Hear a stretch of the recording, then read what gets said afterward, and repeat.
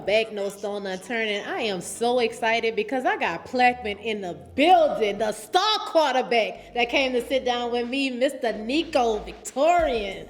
How you doing? Doing good. I'm so proud of you. Thank you. Congratulations on all your success. Such a humble, handsome young man. Y'all give it up for him. Plaquemine in the building. So you guys ended the season with a very outstanding record, 13-2. Yes, ma'am. How did that feel for you? That felt good. We lost the first one to Zachary, and then that was really a shock to the whole team. It hurt. That loss hurt. That first one. Y'all didn't expect to go down to Zachary? We didn't. We came in there expecting to win. It was the powerhouse of Zachary and then us being hungry and wanting it. So when we lost, it really hurt. Everybody, everybody, even people that didn't play, everybody was hurt. So y'all didn't want to feel that feeling didn't again. want to feel that feeling again. So then we went on a 13-game winning streak, and then we lost in the semis. So it was one away from the throne. But a 13-game winning streak, that is not anything to lay your head down. I mean, that is something that you pick your head up and say, man, I won 13 games straight. You feel me? I know you had some really good receivers this year that was able, when you tossed that thing, they was getting it. Like, they wasn't letting that thing drop at all. You hear me? How do you credit them, to your success? Or how did y'all read each other? Like, did y'all just have this a lot ESP? Like, what was it? A lot of over the season stuff. We went to camps together, 7-on-7, played 7-on-7 together. All that time just throwing and being each of us are gonna do before the play starts. So yeah. So it was just that chemistry and having that knowing of, okay, he gonna run this route a little shorter than he would. So it's just that chemistry and repetition we did. How is it like having to learn each play? Like, you the quarterback, so you gotta know it. You gotta know it like the back of your hand. How is that? Yeah, me having to know everybody's job, and yes, if they have questions, they gotta ask me, and I gotta be able to tell it to them in like 3 seconds. So, it's more of a, when I may not be in, me just still watching, or when it's just the line going or the receivers running, I'm still seeing what play to run and just watching them run it. So it's just a lot of seeing it for me. I'm more of like a seeing person with the plays, So it's a visual thing for you. Like when they call the plays, I can visualize it in my head. That's impressive. Yeah, That's very impressive, young man. Especially when it's getting thrown at you, how it is. So yes, you gotta be fast and knowing what reads I have and what, depending on the coverage and what's gonna be open. Okay. I really enjoy seeing young leaders. Okay. And you have a disposition of a leader. You have confidence of a leader. And I just got that just within your disposition, But it's hard to lead a group of your peers, that's different. That's different. It's it'll be something if you were teaching elementary or Pee-wee League how to do it, but having to lead your peers, where do you find that motivation, or even how do you get them to listen to you? One of the ways I had to, I'm not, I had just moved to Plaquemine a year ago from, last year. Okay. During the off season, so, they knew me, but I didn't have any respect, so to say. And I understood that. So the only way I could really get respect is, I can't tell them to do the right thing. I'm not doing the right thing. So I gotta, try to be first every time. Can't cut down a rep. And then even though when I'm tired, I still gotta lead and make sure, like, cause the weakest link is gonna hurt. You can't. That part. So can't have any weak links on your team. So even getting the people on the back end up to the standards. So it just took a lot. How do you feel like you ultimately gained their respect? How did you know you had it? Because it's easy to see when they ain't respecting my mind. You know what I'm saying? But how, when you actually noticed, I got their attention? I could tell that I would say some things, especially people in my grade or the junior class. I can tell like they not really listening, which I gotta keep on telling them, and then over the summer, over the summer it went, it was just the practices and the workouts and stuff, and then it became the fall camp where we had to spend the night and stuff. And that was the really big challenge. Instead of it just being 3 hours, 4 hours with them, it's 2.5 days straight with them. So, and then it's a group, so you don't want to throw water while people sleeping. So it was that was probably the most challenging part of trying to become the leader, spending a large amount of time with them over a period of time. So. But was that also a way that you guys were actually kind of able to learn each other, maybe off the field, or kind of knowing more of a personality of who you're dealing with? Well, the way we are as a team, we all know each other, know each personality. Like coming in, we like, okay, they're gonna throw water. It's just when are they gonna do it? So it was coming in, we knew we probably gonna get in trouble for something. Throwing water, being up too late, So it's not really learning each other's personality and stuff, because we have a great, like a team and brothership, because, it's Plaquemine, there's not many things you can do besides hang with your friends or whatever. So besides that, it was more of a just, for me, being more of a leader and making them, instead of me being like, hey, I'm a leader, I'm being like, okay, he's actually a leader, and showing them how it's done. Showing, you have to lead by example versus then telling them how to lead. That's a word. So maintaining school, you're a star athlete. You also have to maintain your academics. You have so many people looking at you. You have all these eyes. You're the quarterback. So a lot of the responsibility is on your shoulder. And if we win, he did good. If we lost, he ain't throw that rock like he should. You know what I'm saying? You know how they do. How do you mentally prepare for those type of conversations? Because they're happening all around. So how do you stay grounded? I say because I'm my hardest critic, so me too. Even on what people might think a good throw is, or whatever, I'm still like, I ain't like it 100%. So even in games we won, and people be like, "Well, you messed up here." I'm like, I know. I'm during the game. That's my biggest thing. Sometimes I get in my head because of, I know I could have done better, or I could have made a better read, or So, but the way our team was set up, we had great players around me. My mistakes, they picked me up, and we had a brotherhood, so they picked me up on the field and on the sideline. So. That's good. You also have a disposition about you that's really, really humble. It's quiet mannerisms. You come in like kind of really, head kind of shy, but I want to know, how do you approach that when it comes to girls? Because you the star quarterback, dude. The star quarterback always the man. I don't really. Answer the question. I don't really have a problem with girls. I don't. This man said, I ain't got them kind of problems.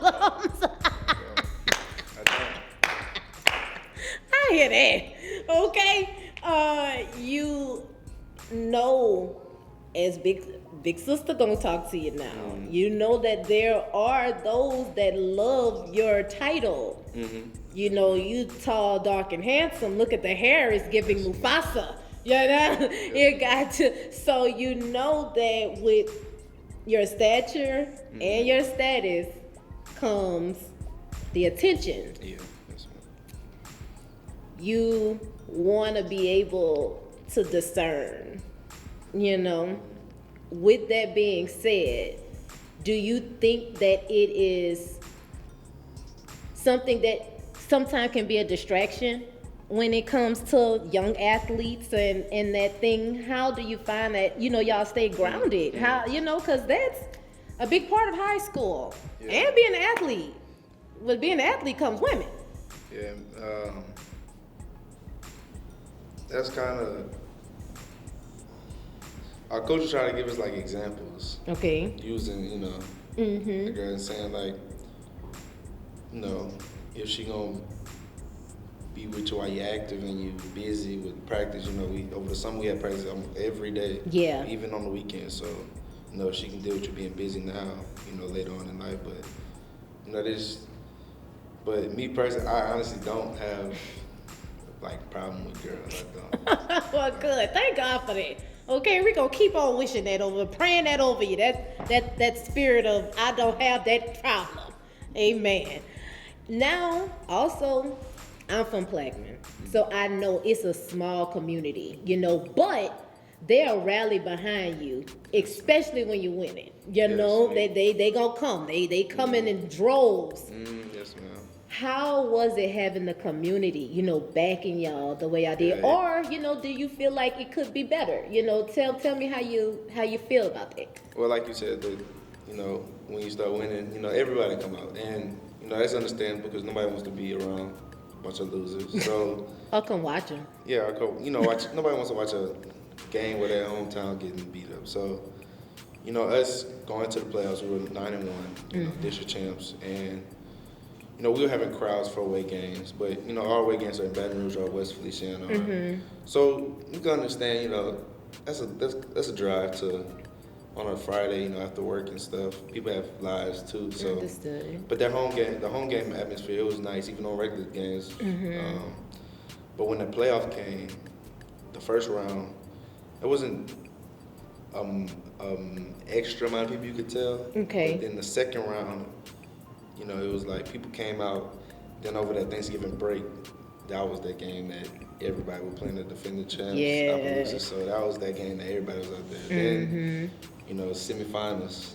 That's the first time and only time it's been held in Plaquemine. So, everybody was out there. And, the past second round, third round, fourth round, it was 4 degrees. So, seeing everybody out there, even in the cold, and spending money in between the holidays and stuff, it meant a lot to us. And that was the benefit of all of our hard work. That's right.